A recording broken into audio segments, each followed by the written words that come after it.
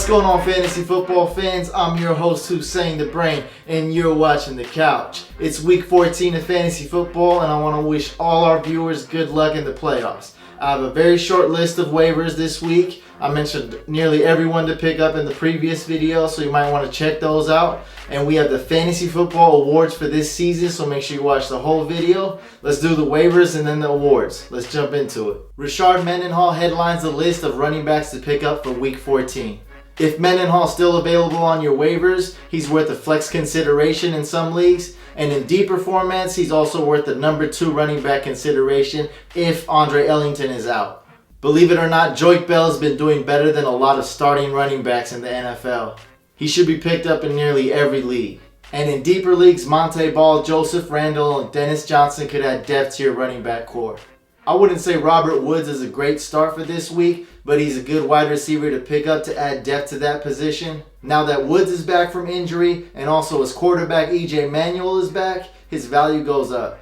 Roethlisberger's been playing a lot better since his first few weeks, and Heath Miller's been catching a lot of balls. He's definitely worth the pickup as a number 2 tight end and possibly even start him this week against Miami. Ladarius Green is a number 2 tight end over there in San Diego, but he's a real deal. He should be picked up in deeper formats. And for those of you who like to start a new defense each week based on the matchup, I like the Texans and the Oakland Raiders defense. I like the Texans defense a little bit more this week. Make sure you guys check out those defenses if you need one.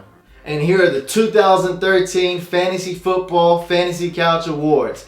Dun dun dun! Each year there's a waiver pickup that goes from being a nobody to being a must start every week. In recent years we saw Victor Cruz do this, and last year we saw Alfred Morris be the waiver gem of the year. The waiver gem of the year goes to No Sean Moreno. Julius Thomas and Nick Foles were the runner-ups, and Charles Clay and Keenan Allen also deserve honorable mention. Your first draft pick is very important, but there's a lot of value in the later rounds. This year's Sleeper Draft Pick Award goes to Josh Gordon, a guy that I admit I was wrong about and surprised me, and he was an elite wide receiver all year long. This year's runner-up was Phillip Rivers, and also Fred Jackson, Danny Woodhead, and Alshon Jeffries deserve honorable mention. Do you guys remember Brian Westbrook and a guy named Jahvid Best? Well, it seems like every year there's a guy who consistently gets hurt, and even though he does, he still gets drafted. This year's Mr. Glass Award goes to none other than Darren McFadden again. I think he's won this award 3 times in a row. And the runner-up was Michael Vick. Honorable mention goes out to Percy Harvin and Jay Cutler. And for the 2013 Fantasy Football MVP, I had to select the obvious, none other than Peyton Manning. Jimmy Graham was the runner-up because he was by far the best tight end this year. Calvin Johnson and Josh Gordon both deserve honorable mention as well. To buy this championship belt and the t-shirt I'm wearing, go to fantasycouch.com/store. We'll also be revealing the champion of our league and getting his name engraved on this removable nameplate. Now let's go to Twitterland and see what Twitter questions we have this week. This is the first of 4 questions. In a 1-point PPR and return yard league, I get MJD or Alfred Morris. I give Sproles. Do it? If so, who do I take? I would not do this trade. I would keep Darren Sproles because he's a guy who returns the ball. He catches the ball. I think he averages 4 or 5 receptions a game, and he also rushes. So those points would not make up for what you can get for MJD or Alfred Morris. Need playoff help for flex. Jordan Reed, Julius Thomas, Frank Gore, or Nate Burleson.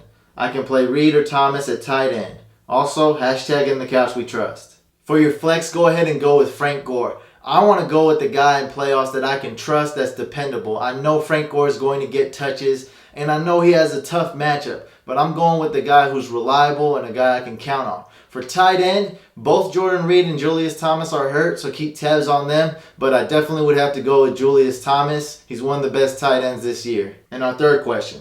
I'm in the playoffs. My team sucks though. I need to start 2 of these guys in my flex spots. MJD, Chris Ivory, Mike Wallace, or James Jones. Again, I'm going to go with my reliable guys here. I'm going with my running backs, MJD and Chris Ivory. As long as those 2 guys are healthy, they're going to touch the ball a lot of times, and that's who I'd start. And our final question. Playoffs this week. Who would you start, Matt Ryan or Andrew Luck? Andrew Luck has looked bad ever since Reggie Wayne has been out of the lineup. I'd go with Matt Ryan for week 14. He's facing the Green Bay Packers, a good matchup, and even though he hasn't been on fire this year, I project for Matty Ice to put up a ton of points. That's all the time we have this week. Make sure you guys subscribe to our YouTube channel and go to fantasycouch.com/store to get you some cool fantasy couch gear. I'll see you guys next week.